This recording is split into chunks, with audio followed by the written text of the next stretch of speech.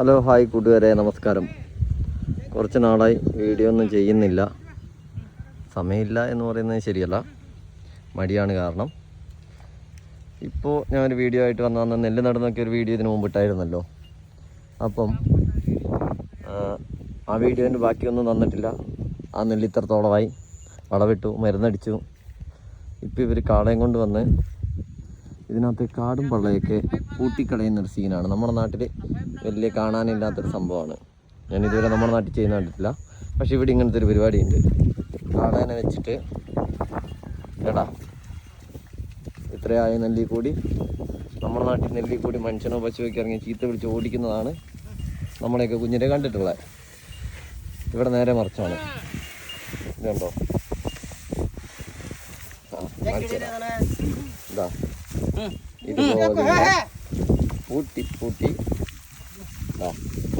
പുല്ലൊക്കെ ക്ലീൻ ചെയ്യുന്നുണ്ടോ? ഇതിനകത്തുള്ള കളകളും എല്ലാം നൈസായിട്ട് അവർ കാളേനെ വെച്ച് ക്ലീൻ ചെയ്യുകയാണ്.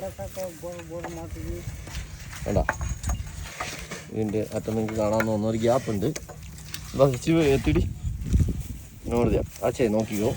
ഇത് കണ്ടില്ലേ, ഈ ഗ്യാപ്പിൽ കൂടി പുല്ല് മുറിയാതെ പോകും. പുല്ലിൻ്റെ അപ്പുറവും ഇപ്പുറത്തെ നെല്ലിൻ്റെ അപ്പുറവും ഇപ്പുറമുള്ള കാടൊക്കെ പോയി നെല്ല് മുറിയാതെ ഇതിൻ്റെ ഉള്ളിൽ കൂടി ഇങ്ങനെ പോകണോ. കറക്റ്റാ നെല്ലിൻ്റെ ചെടീൻ്റെ ഗ്യാപ്പിൽ കൂടി വെച്ച് കാണിച്ചു തരാം. അതായിരിക്കും കുറച്ചുകൂടി പറഞ്ഞ് കേടാ. ഒരു നെല്ലിൻ്റെ ഇതിൻ്റെ ഗ്യാപ്പിൽ കൂടി ബസ്സോ ഇതൊഞ്ചൂർ തോർസോ ഇതാ എല്ലി ಹೋಗ್ತೀಯ മാറിയാ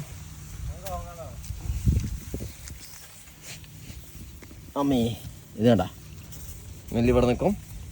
ഇതിൻ്റെ ഇടയിൽ കൂടി ഇവൻ നെല്ല് പറയാതെ, നെല്ലിൻ്റെ ചോടിളകാതെ അപ്പുറത്തും ഇപ്പുറത്തുള്ള പുല്ല് മുഴുവൻ, ഈ വീതി കൂടി ഭാഗത്തിന് പുല്ല് മുഴുവൻ ചെത്തിപ്പോവും. അങ്ങനെ ഈ നെല്ലിലെ കാടും വെള്ളമെല്ലാം കളകളെല്ലാം അവർ പൂട്ടിക്കളയും.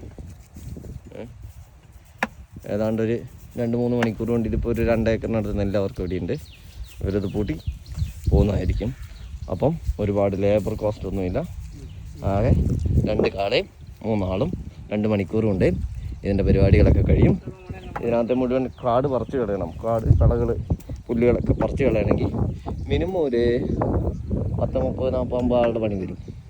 ഇന്നത്തെ കാലത്ത് അത്രയും ലേബർ കോസ്റ്റ് കൊടുത്ത് നെല്ലൊക്കെ ഉണ്ടാക്കാൻ നിന്നാൽ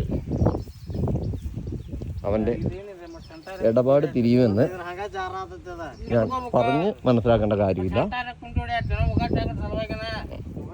അവരുടെ തർക്കങ്ങൾ അതിൻ്റെ ഇടയിൽ നടക്കുന്നുണ്ട്. അപ്പോൾ എല്ലാം അങ്ങനെ നടക്കട്ടെ. എല്ലാവർക്കും ശുഭദിനം. Thank you. ബൈ.